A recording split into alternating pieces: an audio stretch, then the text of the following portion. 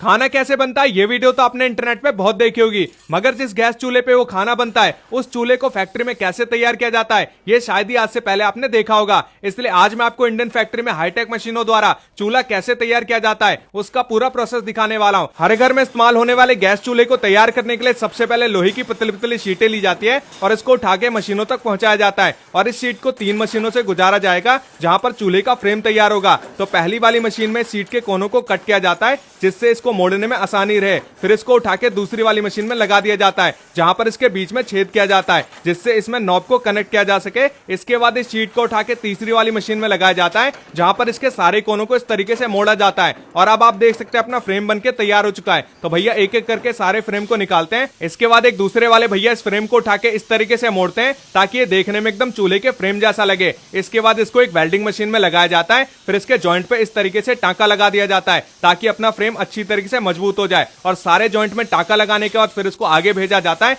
जहां पर इसको उठा के एक और वेल्डिंग मशीन में लगाया जाता है। फिर इस फ्रेम के चारों कोनों में एक पतली सी पत्ती लगाई जाती है ताकि इसके कोनों को मजबूती मिले। तो ये देख सकते हैं भैया इस तरीके से सारे कोनों में पतली सी पत्ती लगाते हैं और इसके ऊपर वेल्डिंग मशीन से टांका लगाकर इसको आगे भेजते हैं जहां पर इस फ्रेम के बीच में एक पतली सी पत्ती लगाई जाएगी जिससे अपना फाइनल फ्रेम बनके तैयार हो जाता है। इसके बाद इन सारे फ्रेम को उठा के अगले डिपार्टमेंट में भेजा जाता है जहां पर इन फ्रेम को कलर किया जाएगा और कलर करने के लिए इसके ऊपर कोई पेंट नहीं किया जाता बल्कि पाउडर कोटिंग की जाती है जो कि पेंट के मुकाबले काफी बढ़िया होता है और काफी दिनों तक चलता है। तो भैया इसी तरीके से सारे फ्रेम के ऊपर पाउडर कोटिंग करते रहते हैं। फिर इस फ्रेम को उठा के एक जाली में लगाया जाएगा और इस जाली को एक भट्टी में डाला जाएगा ताकि जितना भी अपना पाउडर कोटिंग है फ्रेम के ऊपर अच्छी तरीके से चढ़ जाए। इसके बाद इस भट्टी को 20 से 25 मिनट के लिए बंद कर दिया जाता है और 20-25 मिनट के बाद जब भट्टी खोला जाता है तो जितना भी अपना पाउडर कोटिंग है फ्रेम के ऊपर अच्छी तरीके से चढ़ चुका है। अब यहाँ से चूल्हा बनाने का जो मेन प्रोसेस है वो भी स्टार्ट हो जाता है। तो इस फ्रेम के अंदर जितनी भी जरूरी चीजें सारी चीजें असेंबल की जाएगी। तो सबसे पहले ये पाइप को लगाया गया जिसे डिस्ट्रीब्यूशन पाइप भी कहते हैं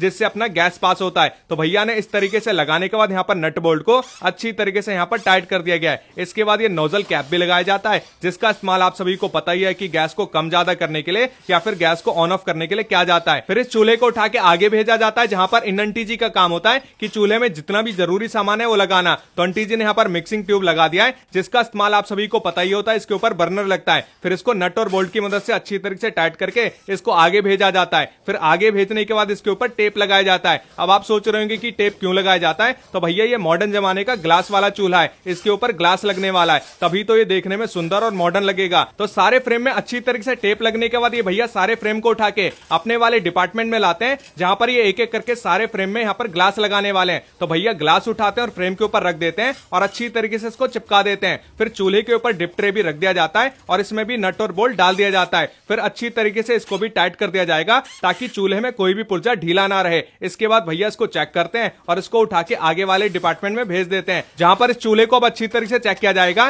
कि गैस की लीकेज तो नहीं हो रही है, बर्नर अच्छी तरीके से काम कर रहा नहीं कर रहा, ये सारी चीजें अब चेक किया जाएगा। तो भैया एक एक करके सारी चीजों को यहाँ पर देखते हैं और जब भैया को लगता है कि चूल्हा अच्छी तरीके से परफेक्ट है, सारी चीजें काम कर रही है, फिर इसको पास करके आगे भेज दिया जाता है। फिर एक और भैया इसको उठाते हैं और इसके ऊपर पैन सपोर्टर लगा देते हैं और पैन सपोर्टर लगाने के बाद इसके ऊपर पतीला रख के भी टेस्ट करते हैं कि पतीला हिलडुल तो नहीं रहा, पैन सपोर्टर अच्छी तरीके से है फिर नहीं है। ये सारी चीजें देखने के बाद इसको आगे भेजा जाता है। फिर इसकी साफ सफाई की जाती है ताकि इसको पैक किया जा सके और पैक करने से पहले इसको बर्नर को अच्छी तरीके से बांध दिया जाता है ताकि पैकिंग में इसके बर्नर ना हिले। इसके बाद इसमें वारंटी कार्ड डाला जाता है, फॉर्म डाला जाता है और पन्नी में इस तरीके से इसको डाल दिया जाता है। इसके बाद अब इसको गत्तों में पैक किया जाएगा और पैक करने के बाद आपके घर के आसपास के स्टोरों तक पहुंचाया जाएगा जहां पर इस चूल्हे को आप खरीद के अपने घर में बढ़िया तरीके से आप खाना बना सकते हैं। तो आज मैंने आपको दिखाया कि किस तरीके से आपके घर में इस्तेमाल होने वाला चूल्हा फैक्ट्री के अंदर तैयार किया जाता है।